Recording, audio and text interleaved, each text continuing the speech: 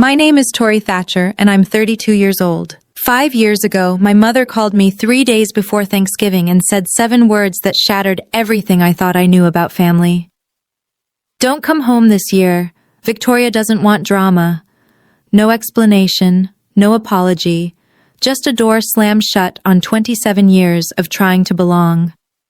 I spent that Thanksgiving alone at a restaurant in Boston, watching happy families laugh together while I fought back tears over a cold turkey dinner. I had no idea that the strangers at the next table would become the family I'd always dreamed of. I had no idea that 5 years later, they'd be introduced at my wedding as the parents of the bride, while my biological parents stood watching uninvited, realizing they'd been replaced in every way that matters. Before I tell you what happened, please take a moment to like and subscribe. But only if this story resonates with you. And let me know in the comments, where are you watching from, and what time is it there? Let me take you back to the phone call that changed everything. I remember exactly where I was standing when my phone rang.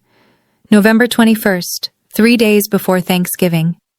I was in my tiny studio apartment in Boston, surrounded by half-packed bags and the scent of the pumpkin candle I'd lit to get myself in the holiday spirit.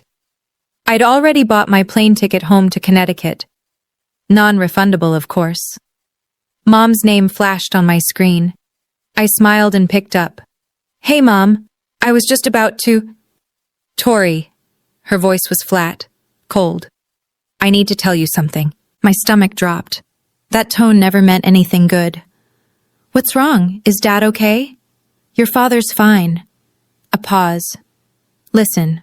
I've been thinking, and don't come home this year." I actually laughed. I thought she was joking. "What do you mean?"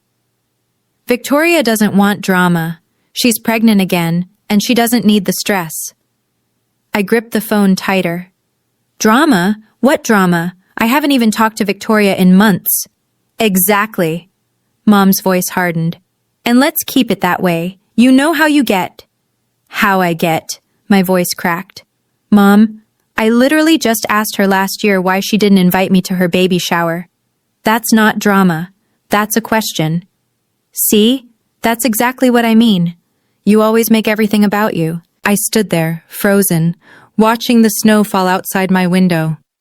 27 years old, and my mother was telling me I wasn't welcome at Thanksgiving because I'd once asked why I was excluded. "Mom, I already bought my ticket." "Then get a refund." Her tone left no room for negotiation. "Victoria is pregnant. She doesn't need stress. You understand." The line went dead. I understood perfectly. I'd always been the acceptable sacrifice. I wish I could say this was the first time.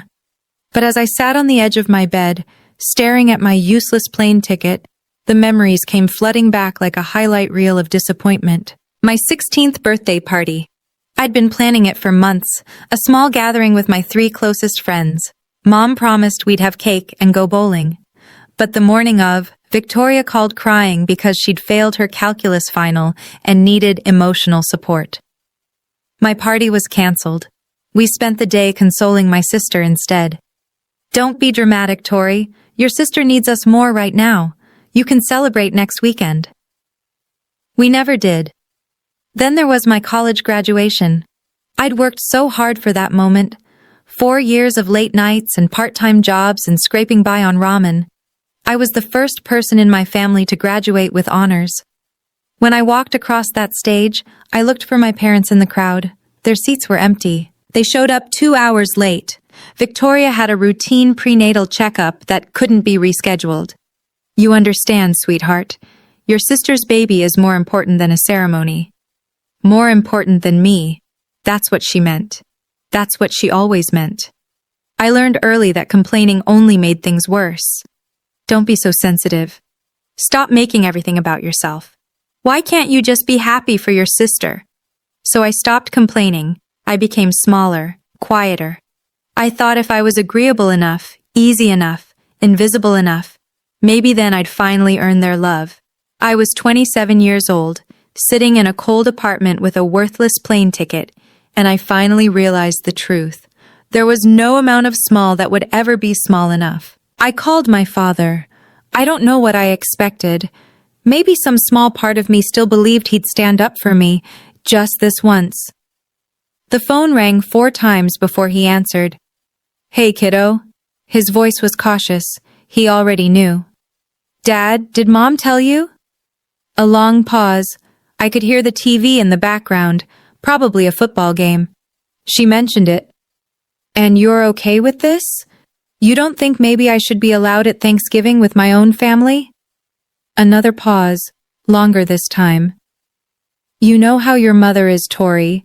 She's just trying to keep the peace." "By excluding me?"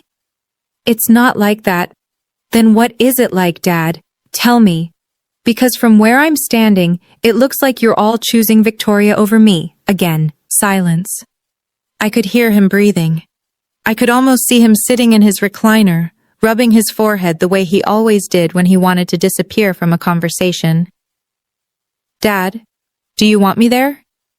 5 seconds passed. 10. I think... He cleared his throat. "I think it's better if you listen to your mother this year." Something inside me went quiet. Not sad, not angry, just empty. "Okay, Dad." "Tori, don't be like..." I said, "Okay." I hung up. He didn't call back. I sat in my apartment as the sun went down, watching the shadows stretch across my floor. My father had a chance to choose me, to say one word in my defense, and he chose silence instead. He was always in the middle, I realized. He just always chose to stand on their side. But as the darkness settled in, something else settled too. A quiet decision. If I wasn't welcome at their table, I'd make my own Thanksgiving. Thanksgiving Day arrived gray and cold. I woke up in my studio apartment to the sound of my neighbor's family arriving. Footsteps overhead, children laughing, the muffled warmth of voices I couldn't make out. The smell of something delicious drifted through the vents. Someone was making stuffing. I made instant coffee and sat by the window, watching the snow fall on the empty street below. My phone stayed silent all morning. No calls, no texts, not even a happy Thanksgiving from anyone in my family. Around noon, I made the mistake of opening Instagram. Victoria had posted a photo. The whole family around the dining table, Mom, Dad, Victoria, her husband Brad, their 2-year-old son in a tiny turkey sweater. Everyone was smiling. The caption read, "So grateful for my family. These are the people who matter most." I zoomed in on the photo, counted the place settings. 4 adults, 1 toddler, 5 chairs. There wasn't even an empty seat where I should have been. They hadn't just excluded me. They'd erased me, like I'd never existed at all. I closed the app, stared at the ceiling. I thought about ordering delivery and spending the day in bed. That's what I deserved, right? A sad meal alone in my dark apartment, feeling sorry for myself. That's what the dramatic daughter gets. But something in me refused. No, I wasn't going to sit here and let them win. I wasn't going to let their rejection turn me into exactly what they accused me of being, a sad, bitter, dramatic mess. I grabbed my coat. If I was going to eat Thanksgiving dinner alone, I was going to do it somewhere with actual food, with light, with life. I just had to find a restaurant that was still open. Harborview Grill was one of those old Boston institutions, dark wood, brass fixtures, the kind of place that still had cloth napkins and candles on every table. More importantly, it was one of the few restaurants in the city that stayed open on Thanksgiving. When I pushed through the door, the warmth hit me like a wave. The smell of roasted turkey and fresh bread, the soft clink of glasses, and everywhere, families, couples with grandparents, parents with children, groups of friends who laughed like they'd known each other forever. The restaurant hummed with the sound of people who belonged somewhere. The hostess looked at me with barely concealed pity. "Just one tonight?" "Just one."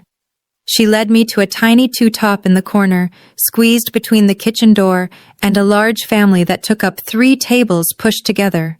I could have touched their chairs if I reached out. "Your server will be right with you."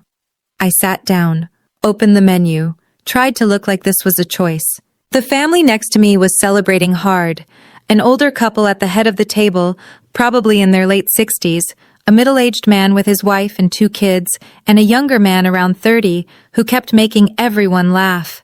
3 generations, easy. They passed dishes back and forth without asking. They interrupted each other in the way that only people who truly love each other can. I watched them out of the corner of my eye and felt something crack open in my chest. This is what family is supposed to look like.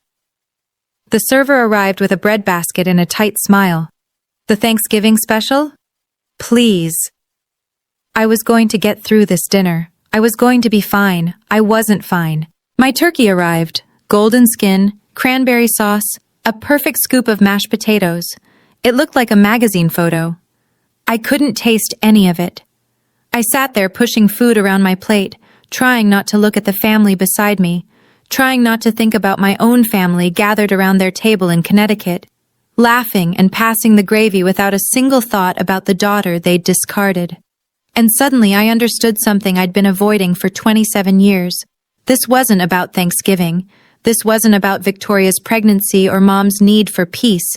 This was about a pattern so deep it had shaped my entire life. I had spent 27 years trying to earn a place at their table, bending myself into smaller and smaller shapes, swallowing my hurt, apologizing for having feelings, staying quiet when I should have spoken, speaking up only to be told I was too much. And what had it gotten me? A corner table, a meal alone, an Instagram photo with no empty chair. If I kept going like this, if I kept trying to be small enough, quiet enough, agreeable enough, what would I have left? At some point, there'd be nothing left to shrink. The tears came before I could stop them. I turned my face toward the window, hoping no one would notice. I grabbed my napkin and pressed it to my eyes, trying to be invisible, trying to disappear like I always did. Honey? I froze. A woman's voice, warm, concerned. Are you okay? I looked up. The older woman from the family next to me was standing beside my table. Silver hair, kind eyes, a face that somehow looked like it had spent a lifetime actually listening to people. She was looking at me like I mattered. I'm fine, I said automatically. Just allergies. The woman raised one eyebrow, not judging, just knowing. Allergies don't usually make people cry into their napkin on Thanksgiving. I let out a sound that was half laugh, half sob. That obvious? Only to someone who's paying attention. She had a gentle voice, but there was steel underneath, the kind of woman who'd seen things. I'm Eleanor. Tori. Well, Tori. She glanced back at her family, then at me. No one should eat alone on this day. Why don't you come join us? I shook my head immediately. Oh no, I couldn't. I don't want to intrude. You're not intruding. I'm inviting. She smiled. There's a difference. I really appreciate it, but my husband tells terrible jokes, she continued, as if I hadn't spoken. And my son Marcus keeps trying to start political debates. You might as well come suffer with us. From the big table, the older man, her husband, I assumed, waved at me. She won't take no for an answer. Trust me. 43 years, and I've never won an argument.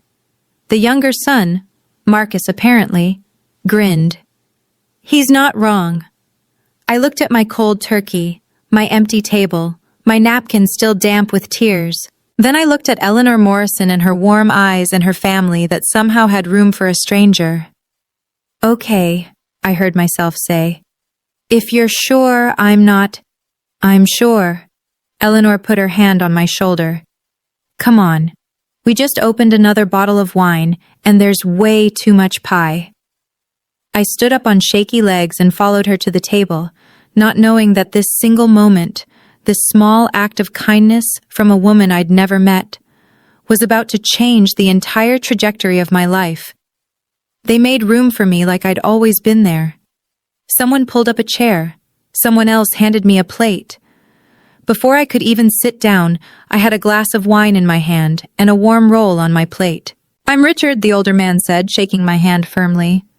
This is my wife Eleanor. Our son Daniel and his wife Sarah, their kids Emma and Lucas, and our youngest Marcus. Hi. I gave an awkward little wave to the table. I'm Tori. Thank you so much for— What do you do, Tori? Daniel asked, passing me the mashed potatoes. I'm a graphic designer, freelance mostly. That's wonderful, Sarah said. I can barely draw a stick figure. Mom, stick figures are easy, Emma said. She looked about 8. Even I can do that. Everyone laughed. Not at anyone, with each other. It was such a foreign sound. Marcus caught my eye from across the table. He was around my age, maybe a little older, with dark hair and an easy smile. Fair warning, my dad's about to tell a joke. I am not, Richard protested. He is, Eleanor said. Richard grinned. Okay, fine. What did the turkey say to the computer? Dad, no, Daniel groaned. Google, Google, Google. The kids burst into giggles. Sarah rolled her eyes. Marcus shook his head. And I actually laughed. A real laugh, for the first time all day. Richard raised his wine glass. A toast to unexpected guests who make our table complete. Everyone raised their glasses, including me. I looked around at these people, strangers, all of them, until 15 minutes ago, and felt something I hadn't felt in years. Warmth, acceptance, belonging. I didn't know families could feel like this. After the main course, while the kids ran off to explore the restaurant and the men argued about football, Eleanor moved to the chair next to mine. How are you doing? She asked quietly. Really? I looked down at my plate. Better. This is really nice. Thank you. You're welcome. She took a sip of her wine. But that's not what I asked. Something about her directness made me want to be honest. I'm okay. I'm just having a hard Thanksgiving. Do you want to tell me why you're really here alone? I hesitated. The truth felt too pathetic to say out loud. My own mother told me not to come home. My sister thinks I'm drama. My father chose silence over me. But Eleanor waited, patient, no judgment in her eyes. My mom called me 3 days ago, I finally said. Told me not to come home for Thanksgiving. My sister is pregnant and she didn't want drama. Drama? That's what they call it when I ask questions they don't want to answer. Eleanor nodded slowly. I see. It's fine, I added quickly. I mean, it's not fine, but it's not fine. Eleanor's voice was gentle but firm. Can I tell you something I learned in 30 years as a family lawyer? I blinked. You're a lawyer? Retired. Family law. She smiled. I've seen every kind of family dysfunction you can imagine, and I've learned that the people who accuse you of causing drama are usually the ones creating it. They just need someone to blame. The words hit me like a physical force. You're not the problem, Tori. Eleanor put her hand over mine. You never were. I couldn't speak. I could barely breathe. Those were the words I'd needed to hear my entire life. Hey, I want to pause here for a second. If you're watching this and you've ever been blamed for causing drama just because you asked to be treated fairly, I see you. I want to know, have you ever been made the scapegoat in your family? Type your answer in the comments. And if this story is hitting close to home, please hit that like button so more people can find it. Now let me tell you what happened next. The evening wound down slowly, the way good dinners do. Pie was served, coffee was poured. The kids fell asleep on Sarah's lap, exhausted from running circles around the restaurant. When the check came, I reached for my wallet, but Richard waved me off. Please, he said, our treat. I can't let you. You can and you will. He smiled. Consider it a Thanksgiving tradition. We always buy dinner for new friends.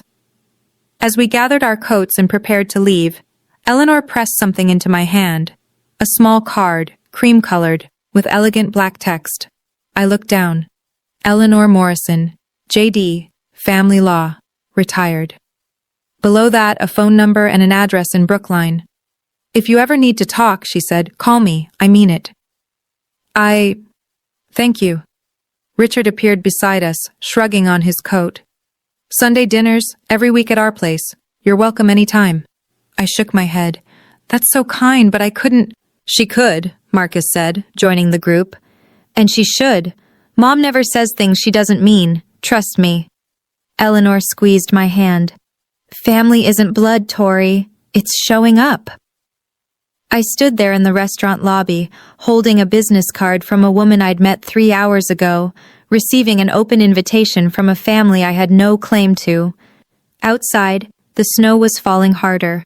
Through the window I could see families hurrying to their cars, children carried on shoulders, grandparents clutching to-go containers of leftover pie. I looked back at the Morrisons, Richard helping Eleanor with her scarf, Daniel herding sleepy children, Marcus waiting by the door with an expectant look. Okay, I said. Maybe I'll stop by sometime. Eleanor smiled like she'd known I'd say yes all along. I had no idea I'd just met my future family. I didn't go to Sunday dinner the next week, or the week after that. It felt too strange, too forward, too much like I was imposing on someone else's family. But Eleanor called. Just to check in, she said. Just to see how I was doing. By early December, I finally accepted the invitation. That first Sunday, I stood on the Morrisons' porch in Brookline for 5 full minutes before I worked up the courage to knock. The house was exactly what I'd imagined, a beautiful Victorian with a wraparound porch and lights in every window. It looked like the kind of place where good things happened. Eleanor opened the door before I could change my mind. There you are! She pulled me into a hug like it was the most natural thing in the world. We saved you a seat. That was the first of many Sundays. Over the next 6 months, I became a regular at the Morrison dinner table. Richard taught me to play chess, even though I lost every single game. Eleanor showed me her secret pie crust recipe, the one she swore she'd never written down. Daniel's kids started calling me Aunt Tori without anyone telling them to. And Marcus and I became friends. Real friends. The kind who texted random thoughts at 2 a.m. and argued about movies and sat next to each other at dinner without anyone having to arrange it. I didn't hear from my biological family once. Not a call, not a text, not even a Christmas card. For the first time in my life, I stopped noticing. Because for the first time, I wasn't performing for love. I wasn't shrinking myself to fit into someone else's expectations. I was just loved. It felt like finally coming home. One spring afternoon, about 8 months after that first Thanksgiving, Eleanor and I were sitting on her back porch. The garden was just starting to bloom, tulips pushing up through the soil, birds fighting over the feeder. Richard was inside, watching a game with Marcus. We could hear them shouting at the TV. Have you heard from your parents? Eleanor asked. I watched a robin land on the fence. No, and I haven't reached out either. She nodded, no judgment in her eyes. Do you want to? I thought about it, really thought about it. Sometimes, I admitted. In the middle of the night, mostly. I'll think about calling my mom and trying to explain, but then I remember there's nothing to explain. She knows what she did. She just doesn't think it was wrong. That's a hard thing to accept. It is. I pulled my cardigan tighter. I keep waiting to feel guilty. Everyone says you should forgive your family no matter what. Blood is thicker than water and all that. You know, I've never believed that. Eleanor took a sip of her tea. In my career, I helped a lot of people find legal recognition for the families they've built, not the ones they were born into. I turned to look at her. What do you mean? She smiled, soft and knowing. Just that the law recognizes what the heart already knows. That family can be created, not just inherited. There are ways to make those bonds official, if a person wants to. I didn't fully understand what she was hinting at. Not yet. Something to think about, Eleanor said. Whenever you're ready. She patted my hand and changed the subject to her tomato plants. But her words stayed with me. They would take root slowly and bloom at exactly the right time. It happened so naturally that I almost didn't notice it happening. 2 years after that first Thanksgiving, Marcus and I weren't just friends anymore. We were something more. Something that had grown so gradually that when we finally acknowledged it, it felt less like a beginning and more like a recognition of what had always been there. He asked me to dinner at Harborview Grill, the same restaurant where we'd met. "This feels circular," I said, sliding into the booth. "That's the point." Marcus was nervous. I could tell by the way he kept adjusting his napkin. "I wanted to bring you back to where it all started." "Where what started?" He reached across the table and took my hand. "Tori, I've been trying to figure out how to say this for months." He took a breath. "I want to spend the rest of my life choosing you, every single day." My heart stopped. "Marcus? I know your family hurt you. I know you're scared of people who are supposed to love you letting you down." His eyes were steady on mine. "But I'm not going anywhere. I never have been." He pulled out a small velvet box. "Tori Thatcher, will you marry me?" I couldn't speak. I couldn't breathe. I looked at this man who'd been my friend first, my confidant second, my rock through 2 years of healing, and I saw my future. "Yes," I whispered. "Yes." He slipped the ring on my finger. The restaurant erupted in applause. I'd been so focused on Marcus I hadn't even noticed the other diners watching. And then I saw them. In the corner booth, Richard and Eleanor, champagne already poured, beaming at us like they'd known all along. "Mom couldn't resist," Marcus laughed. I was going to officially become a Morrison. The wedding planning began immediately. Venue options, catering tastings, flower consultations. It was overwhelming and exciting and everything I'd never let myself dream about. But one question kept me up at night. The wedding invitations would need a line for parents of the bride. And I had no idea what to write there. Robert and Linda Thatcher? They hadn't spoken to me in over 2 years, hadn't called on my birthday, hadn't acknowledged my existence in any way. I couldn't put their names on my wedding invitation. They hadn't earned that honor. I was pacing in the Morrisons' living room one evening when Eleanor found me. "What's troubling you, sweetheart?" I told her about the invitation, about the impossible line I couldn't figure out how to fill. Eleanor sat down and patted the cushion beside her. "There's something I mentioned to you once, about legal recognition for chosen family. Do you remember?" I nodded slowly. "You said the law recognizes family that's created, not just inherited." "Adult adoption," Eleanor said gently. "It's a legal process where a consenting adult is formally adopted by another family. It creates a legal parent-child relationship, new birth certificate, new legal next-of-kin status, everything." My heart was pounding. That's a real thing?" "Very real. I've helped many people through the process." I looked at this woman who'd pulled me into her family on the loneliest night of my life, who'd fed me Sunday dinners and taught me about pie crust and shown me what a mother could be. "Eleanor," my voice cracked, "would you and Richard consider—" She pulled me into her arms before I could finish the sentence. "We've considered you our daughter since the first Thanksgiving," she whispered. "We were just waiting for you to be ready." The adoption process took several months. Paperwork, court appearances, legal filings. But with Eleanor guiding me through every step, it felt less like bureaucracy and more like a ceremony. When the judge signed the final order, I legally became Tori Morrison. I had a new birth certificate, new legal parents, a new family, on paper and in my heart. The wedding was set for the following June. We sent out invitations with the line I'd agonized over, now proudly printed, "Parents of the bride, Richard and Eleanor Morrison." I should have known the Thatcher family would eventually find out. 3 months before the wedding, my phone buzzed with a text from Victoria, the first message from her in nearly 3 years. "Did you know Tori's getting married?" I stared at the screen, then I blocked the number. A week later, my mother called, 5 times in one day. I let every call go to voicemail. Finally, a text. "Why didn't you tell us? We're your family. Call me back immediately." I read it twice, then I deleted it. 3 years of silence. 3 years of pretending I didn't exist. And now suddenly they remembered they had another daughter. I wasn't angry. I'd moved past anger long ago. I was just tired.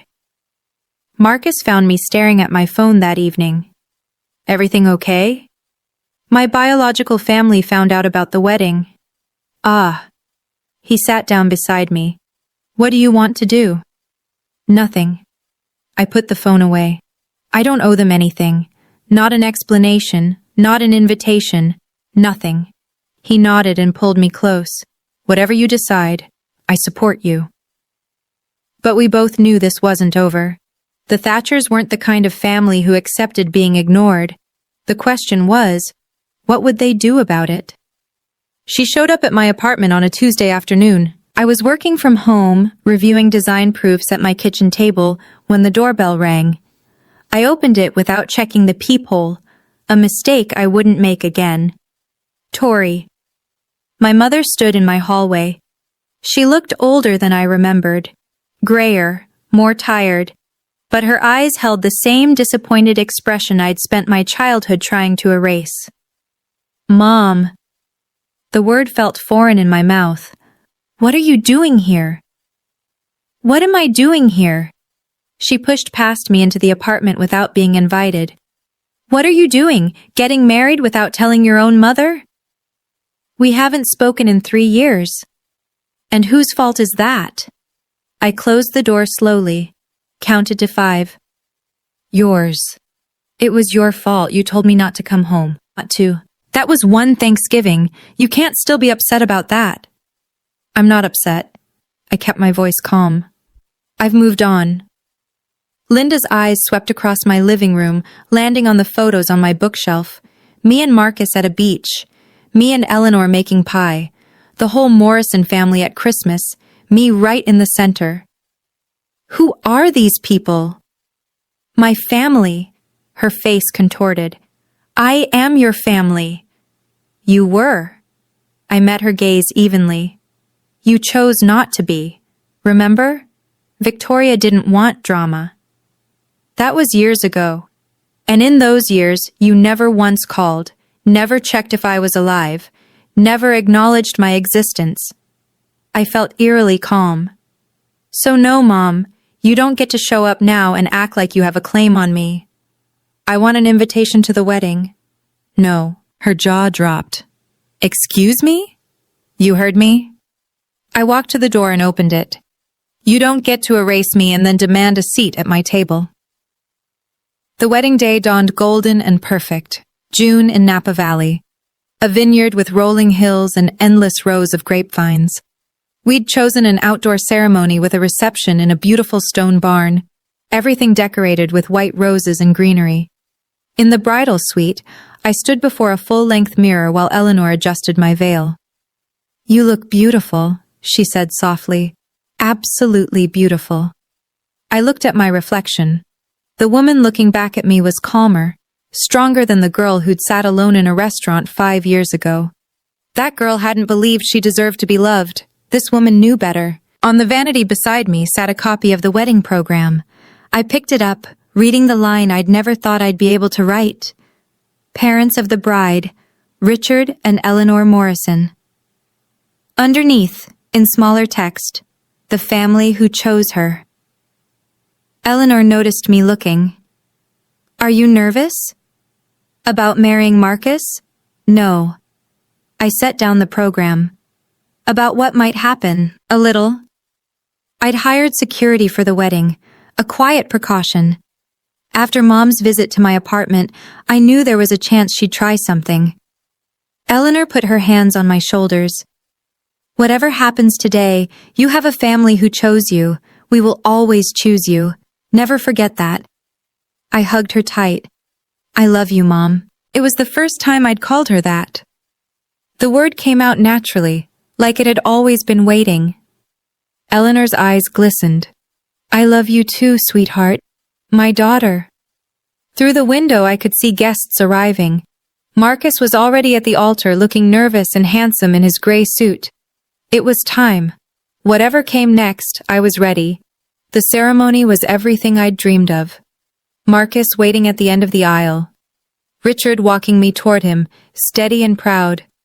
The vows we'd written ourselves, words that made half the guests cry and the other half pretend they weren't crying. When Marcus slipped the ring on my finger and the officiant pronounced us husband and wife, I felt something click into place, like the last piece of a puzzle I'd been trying to solve my entire life. The reception was in full swing when the security guard found me. "Mrs. Morrison?" He appeared at my elbow, discreet and professional. "There are 2 people at the entrance. They claim to be your parents." I'd expected this. Part of me had been waiting for it all day. Marcus appeared beside me. "What's going on?" "My biological parents are here." His expression hardened. "I'll handle it." "No." I took his hand. "This is my moment. I'll handle it." I considered my options. I could have them removed. I could pretend they weren't there. I could avoid the confrontation entirely. But something in me said no. Let them see. Let them see what they lost. Let them see the family who stepped up when they stepped away. Let them witness the life I built without them. "Let them in," I told the security guard. "But don't seat them with the family. Put them in the back." "Are you sure?" Marcus asked. "I'm sure." The guard nodded and disappeared. A few minutes later, I saw them, Linda and Robert Thatcher, standing uncertainly at the edge of the reception, looking around at the 100+ people who were celebrating their daughter's wedding. Their daughter, who they hadn't spoken to in 3 years. The MC was about to make his announcement. Perfect timing. "Okay, this is the moment. Before the big reveal, I have a question for you. If you were in my shoes, would you have let your biological parents into your wedding?" Type yes or no in the comments. I want to know what you would have done. And if you're dying to see what happens next, make sure you're subscribed with notifications on. Now let me tell you about the moment everything changed. The MC stepped up to the microphone. The music softened. "Ladies and gentlemen, if I could have your attention, please." The room quieted. Guests turned toward the front. Champagne glasses paused halfway to lips. "Before we continue the celebration, I'd like to introduce some very special people." I watched my biological parents from across the room. Linda was craning her neck, trying to see. Robert stood behind her, hands in his pockets, looking uncomfortable. They had no idea what was coming. "Please join me in welcoming the parents of the bride." Linda straightened up. I could see her preparing to acknowledge the introduction, to accept the recognition she believed was rightfully hers. "Richard and Eleanor Morrison!" The room erupted in applause. Richard and Eleanor stood from the head table, beaming, waving to the guests. People cheered. Someone whistled. The photographer snapped photos. And across the room, my mother's face went white. I watched it happen in slow motion. The confusion, the disbelief, the moment she realized what those words meant. Richard and Eleanor Morrison, the family who chose Tori and whom Tori chose in return. Linda grabbed Robert's arm. "What did he just say?" Robert looked stunned, speechless. Around them, guests clapped and smiled, completely unaware that the older couple in the back had any connection to the bride at all. To everyone else at this wedding, Richard and Eleanor Morrison were simply what they appeared to be, my parents. Linda's mouth opened and closed. No sound came out. She looked at the happy couple accepting congratulations, then at me standing with my husband, and the truth finally settled over her like a cold wave. She had been replaced. Completely. Officially. Legally. And everyone in this room knew it except her. Linda pushed through the crowd before I could stop her. She reached me just as the applause was dying down. Her face was flushed, her eyes wild. Robert trailed behind her, looking like he wanted to disappear. "What is going on?" Linda's voice was a harsh whisper. "Who are those people?" I kept my voice calm, steady. "My legal parents. I was adopted 2 years ago." "You... what?" She actually staggered back a step. "You can't just... replace us." I didn't replace you. I looked at her evenly. You abandoned me first. We never abandoned you. You told me not to come home. You chose Victoria. Every time. For 27 years. The guests nearest to us had noticed the confrontation.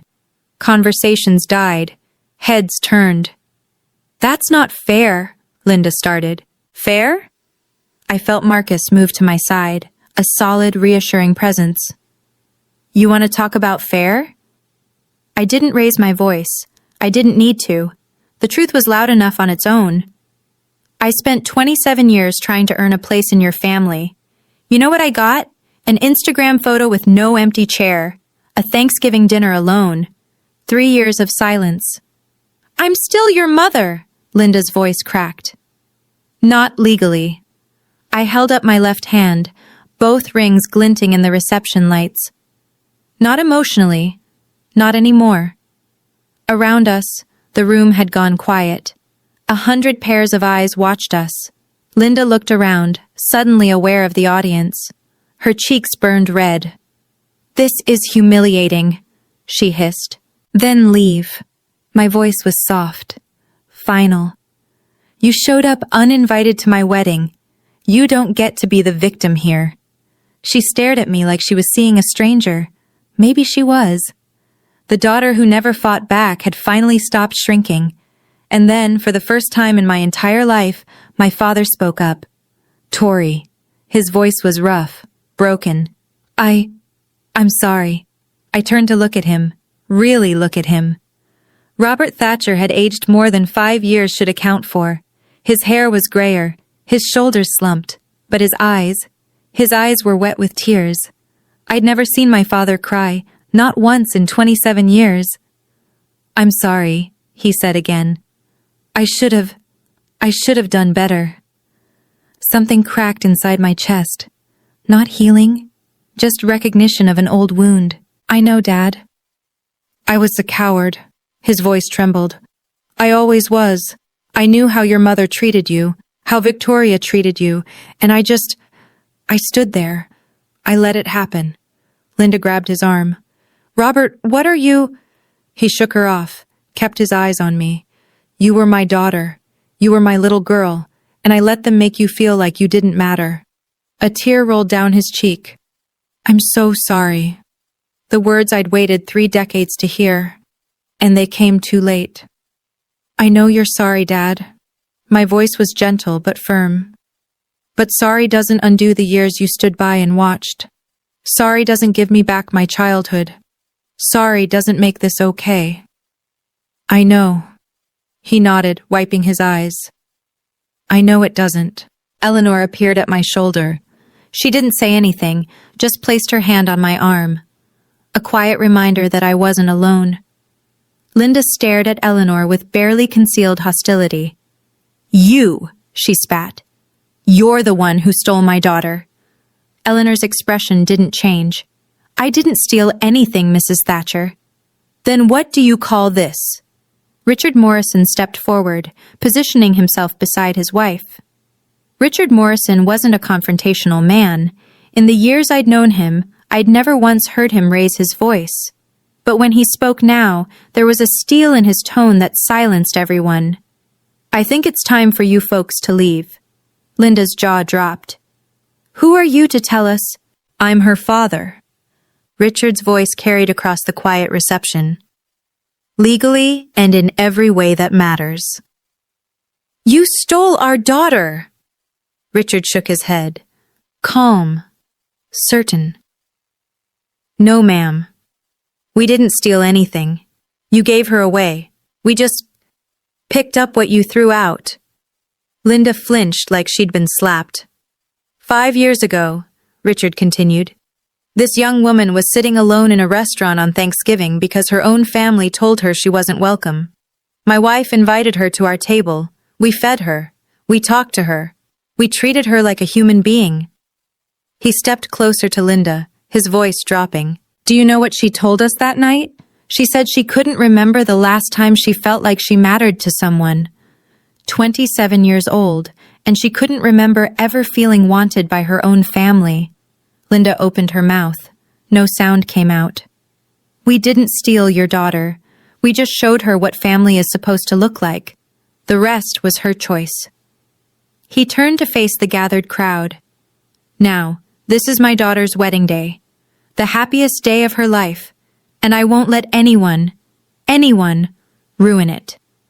He nodded to the security guards, who had been standing discreetly nearby. Please escort these people out. As the guards approached, Richard put his arm around me. Tori is a Morrison now, he said quietly, and Morrisons protect their own. This is what a father sounds like. Before the security guards could lead them away, I held up my hand. Wait. Everyone froze. Linda looked at me with something like hope in her eyes. Maybe she thought I was having second thoughts. Maybe she thought I'd relent.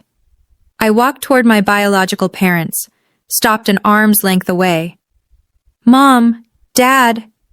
The words still felt strange in my mouth when directed at them. I need you to understand something. Linda's chin lifted.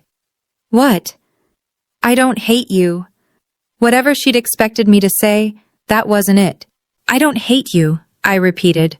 I've made peace with who you are. You're not villains. You're just people who couldn't love me the way I needed to be loved. People who chose comfort over fairness. People who let one daughter become invisible so the other could shine. Robert was crying again. Linda's face was a mask. But I've also made peace with who I am. I stood straighter. And who I am is someone who deserves to be chosen, not as a backup, not as an afterthought, chosen first. I looked at them both. The parents I'd spent my childhood trying to please, the family I'd shrunk myself to fit into. You didn't choose me, they did. I gestured to the Morrisons, and I choose them. The room was silent. 100 guests watched this moment, and not one of them moved. Linda opened her mouth to speak. I didn't let her. I'm not erasing you from my history. I'm just not giving you a seat at my table anymore. And that's not revenge. That's just the natural consequence of your choices. I nodded to security. Goodbye, Mom, Dad. As they were escorted out, the wedding guests began to applaud. Not for the drama, for me. The rest of the wedding was everything I'd hoped for. We danced, we laughed, we cut the cake while everyone cheered. Marcus twirled me around the dance floor until I was dizzy with joy. For those few hours, I let myself forget about the confrontation and just be happy. But the next morning, my phone started blowing up. Texts from cousins I hadn't heard from in years. Messages from aunts and uncles I barely knew. The extended Thatcher family had heard about what happened at the wedding, and they had opinions.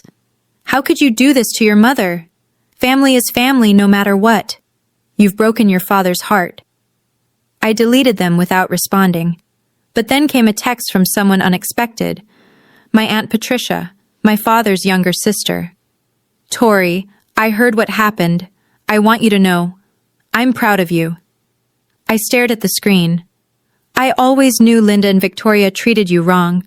I tried to say something once, and your mother stopped speaking to me for a year. But you deserved better. You always did. My eyes burned. I typed back, "Thank you. That means more than you know." On Facebook, Linda posted a long, dramatic status about ungrateful children and modern families who don't understand loyalty. I didn't respond. I didn't need to. That evening, I blocked every phone number and social media account connected to the Thatcher family. Not out of anger, out of peace. Marcus found me on the balcony of our honeymoon suite. You okay? I looked out at the vineyard spreading golden in the sunset. Yeah. I leaned into him. I really am. For the first time in my life, I wasn't carrying the weight of people who didn't want to carry me. I was finally free. 2 weeks after the wedding, a handwritten letter arrived at our new address. The return address said Victoria Thatcher Collins.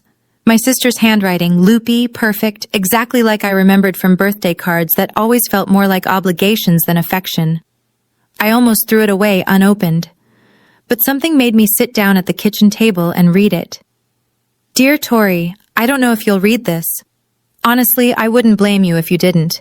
But I had to try. Mom told me what happened at your wedding. She's devastated. Dad hasn't been the same since he came home. I think seeing how happy you are without us, broke something in him. I know we haven't always had the best relationship, but you have to understand. Mom and Dad were just trying to keep the peace. I never meant for you to feel excluded. You always made everything so difficult, always asking questions and bringing up old hurts. It was exhausting. I hope one day you'll understand that family is complicated. Maybe when you have your own kids, you'll see why Mom made the choices she made. I'm not asking for an apology. I just wanted you to know that we still love you, even if you've decided we're not good enough for you anymore. Your sister, Victoria. I read it twice. Then I folded it carefully and put it in a drawer. Marcus came home to find me at the kitchen table. What's that? Letter from Victoria. What did she say?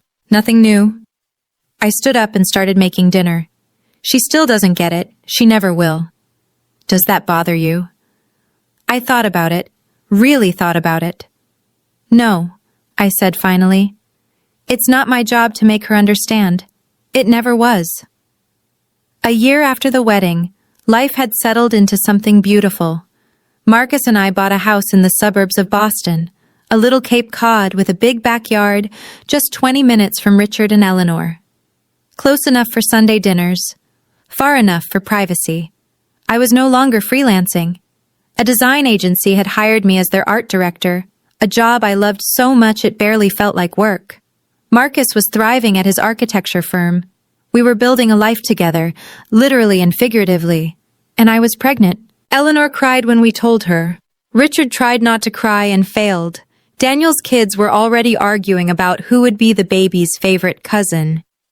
One Sunday afternoon, Eleanor and I were setting up the nursery, painting the walls a soft sage green, arranging tiny furniture that seemed impossibly small. Have you thought about names? Eleanor asked, holding up 2 different mobiles. Emily, I said. If it's a girl, Emily Grace Morrison. Eleanor's eyes welled up. That's beautiful.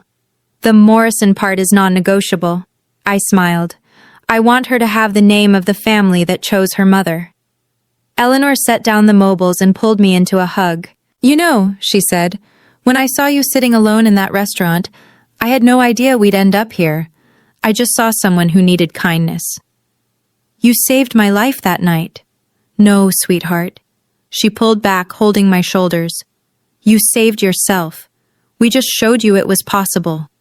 I looked around the nursery, at the crib we'd picked out together, at the rocking chair Richard had built by hand, at the life I'd created with people who loved me unconditionally. I finally had everything I'd always wanted. I was home.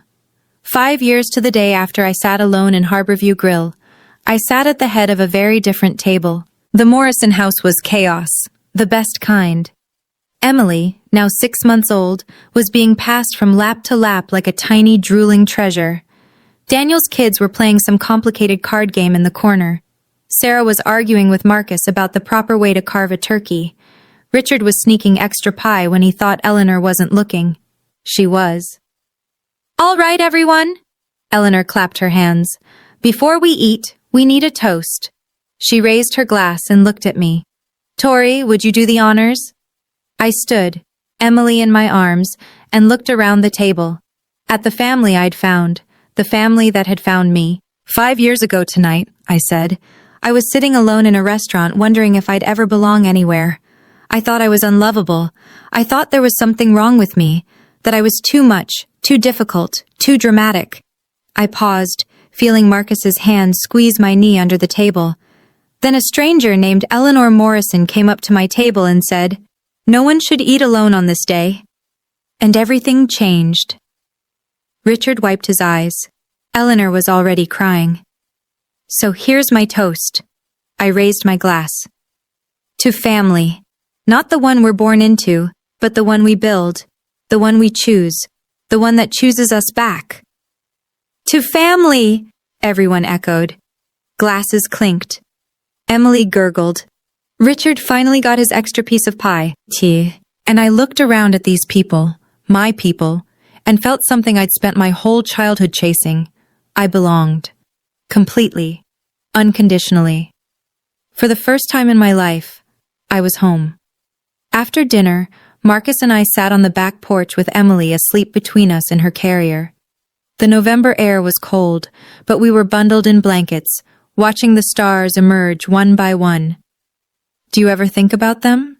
Marcus asked quietly. "Your bio parents?" I considered the question.